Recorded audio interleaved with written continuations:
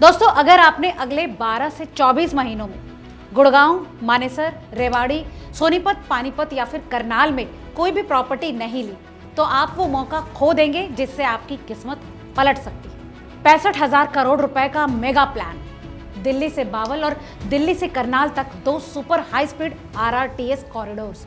जी हां, केंद्र सरकार ने इन आरआरटीएस कॉरिडोर्स को फाइनली हरी झंडी दे दी है। जरा सोचिए, दिल्ली से मानेसर सिर्फ 20 से 25 मिनट में, सोनीपत पानीपत से दिल्ली 40 मिनट में, बावल का नया इंडस्ट्रियल हब और करनाल का अगला ग्रोथ सेंटर। जी हां दोस्तों, हम बात कर रहे हैं 2 बड़े आरआरटीएस प्रोजेक्ट्स की, जिन्हें केंद्र सरकार ने हरी झंडी दे दी। इन पर कुल 65,000 करोड़ रुपए खर्च होने वाले हैं। दोस्तों, अगले 5 मिनट में मैं आपको बताने वाली हूँ कौन से 7 से 8 इलाके हैं जो रातों रात करोड़पति बनाने वाले हैं, कौन से प्रोजेक्ट्स इस समय अंडररेटेड हैं और कैसे आप 50 लाख से शुरू करके 5 से 7 सालों में 5 से 7 करोड़ तक पहुंच सकते हैं। तो स्क्रीन पर बने रहिए, क्योंकि ये वीडियो आपकी जिंदगी का सबसे बड़ा टर्निंग पॉइंट बन सकता है। चलिए शुरू करते हैं। नमस्कार, आप देख रहे हैं रिपोर्टर जी और मेरा नाम है लता सिंह। दोस्तों, सबसे पहले समझते हैं कि आरआरटीएस आखिर है क्या। आरआरटीएस का मतलब है रीजनल रैपिड ट्रांसिट सिस्टम। ये एक तरह की हाई स्पीड ट्रेन है जो कि शहरों को जोड़ती है और सफर को बहुत तेज बना देती है, जैसे कि मेट्रो ट्रेन है, लेकिन ये बड़े इलाकों के लिए है।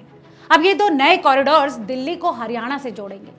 पहला है सराय काले खां से बावल तक और दूसरा सराय काले खां से करनाल तक। दोस्तों, इनकी वजह से गुड़गांव, रेवाड़ी, सोनीपत, पानीपत और करनाल जैसे इलाकों में विकास की बाढ़ आ जाएगी। सोचिए, सुबह दिल्ली से निकलें और चंद घंटों में इन शहरों में पहुंच जाएं, वो भी ट्रैफिक की टेंशन बिना। चलिए दोस्तों, विस्तार से समझते हैं। पिछले हफ्ते प्रेस इंफॉर्मेशन ब्यूरो यानी पीआईबी ने इन प्रोजेक्ट्स को मंजूरी दे दी। ये फैसला बहुत बड़ा है, क्योंकि पहले दिल्ली और केंद्र सरकार के बीच कुछ विवाद थे, जिसकी वजह से ये प्रोजेक्ट्स अटके हुए थे, लेकिन अब रास्ता साफ हो चुका है। दोस्तों, दरअसल ये कॉरिडोर न सिर्फ यात्रा को आसान बनाएंगे, बल्कि दिल्ली एनसीआर यानी नेशनल कैपिटल रीजन में ट्रैवल टाइम को आधा कर देंगे। उदाहरण के लिए, अगर आज दिल्ली से पानीपत जाने में 2 से 3 घंटे लगते हैं, तो आरआरटीएस से ये समय घटकर 1 घंटे से भी कम हो सकता है ना कमाल की खबर। तो चलिए अब पहले कॉरिडोर की बात करते हैं, सराय काले खां से बावल तक। ये 93 किलोमीटर लंबा होगा और इस पर 32,000 करोड़ रुपए खर्च होंगे। दोस्तों, ये कॉरिडोर दिल्ली से शुरू होकर मानेसर और बावल जैसे इंडस्ट्रियल एरिया से गुजरेगा। पहले फेज में दिल्ली से एसएनबी अर्बन कॉम्प्लेक्स तक 107 किलोमीटर का रूट बनेगा, जिसमें 16 स्टेशन होंगे। पूरा होने पर कुल 22 स्टेशन होंगे।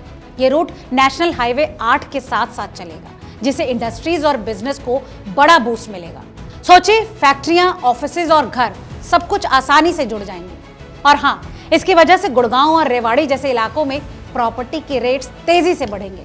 तो अगर आप भी यहाँ रहते हैं या फिर निवेश करना चाहते हैं, तो ये सुनहरा मौका है। दोस्तों, दूसरा कॉरिडोर है सराय काले खां से करनाल तक, जो कि सोनीपत और पानीपत से होकर गुजरेगा। ये 136 किलोमीटर लंबा है और इसकी लागत 33,000 करोड़ रुपए है। इसकी डिटेल प्रोजेक्ट रिपोर्ट तैयार हो चुकी है।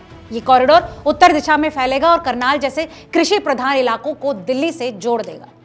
किसान, व्यापारी, स्टूडेंट्स, इससे सबको फायदा मिलेगा। मतलब ट्रेन की स्पीड इतनी तेज होगी कि सुबह दिल्ली से निकलकर शाम को वापस आना आसान हो जाएगा। और ये सब कुछ पर्यावरण के लिए भी अच्छा है, क्योंकि कम ट्रैफिक से यहाँ प्रदूषण घटेगा। दोस्तों, अब सवाल ये है कि इन बड़े प्रोजेक्ट्स के लिए आखिर पैसा आएगा कहां से। तो केंद्र सरकार ने सुझाव दिया है कि दिल्ली और हरियाणा सरकारें value capture financing VCF model अपनाएं। सरल भाषा में समझे तो वीसीएफ का मतलब है कि इन प्रोजेक्ट से जो जमीनों के दाम बढ़ेंगे, उससे कमाया गया पैसा वापस प्रोजेक्ट्स में लगाया जाएगा। जैसे स्टेशन के आसपास नए मॉल्स, अपार्टमेंट्स बनेंगे, उनके टैक्स से जो फंड आएगा वो वापस इन्हीं प्रोजेक्ट्स में लगाया जाएगा। दोस्तों, ये स्मार्ट तरीका है पैसे जुटाने का, बिना ज्यादा बोझ डाले। इसके अलावा सरकार ने ट्रांजिट ओरिएंटेड डेवलपमेंट यानी टीओडी अपनाने की भी सलाह दी है। टीओडी का मतलब है ट्रांसपोर्ट स्टेशन के आसपास शहरों का विकास प्लान किया जाए, जैसे स्टेशन के पास high rise buildings, parks, shopping centres, सब कुछ वॉक इन डिस्टेंस पे हो। दरअसल इससे लोग कार के बजाय ट्रेनों का इस्तेमाल ज्यादा करेंगे, जिससे कि ट्रैफिक भी कम होगा। दोस्तों, इसके साथ ही अर्बन मेट्रोपॉलिटन ट्रांसपोर्ट अथॉरिटी बनाने का भी सुझाव है, जो ट्रांसपोर्ट को बेहतर मैनेज करेगी। आवास मंत्रालय टीओडी पॉलिसी में बदलाव कर रहा है, ताकि शहर और ट्रांसपोर्ट एक साथ बढ़े। दोस्तों, कुल मिलाकर ये प्रोजेक्ट सिर्फ ट्रेन नहीं, बल्कि विकास की नई लहर है।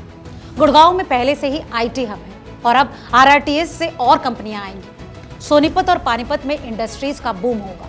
करनाल में किसानों को दिल्ली की मार्केट आसानी से मिलेगी और रेवाड़ी और बावल जैसे इलाके, यहाँ पर नए इंडस्ट्रियल जोन बनेंगे। दोस्तों, इसके अलावा प्रॉपर्टी के रेट बढ़ने से यहाँ निवेशकों को फायदा मिलेगा, लेकिन आने वाले समय में आम आदमी के लिए घर खरीदना बेहद मुश्किल हो सकता है। तो समय है कि अभी सोचिए। कुल मिलाकर दोस्तों, ये खबर बताती है कि एनसीआर में विकास की ये स्पीड अब रियल एस्टेट का नया अध्याय रचेगी। इस विषय में आपको क्या लगता है, हमें कमेंट करके जरूर बताएं। और हाँ, अगर ये वीडियो आपको पसंद आया तो इसे लाइक, शेयर और चैनल को सब्सक्राइब करना ना भूलें। बहुत बहुत शुक्रिया।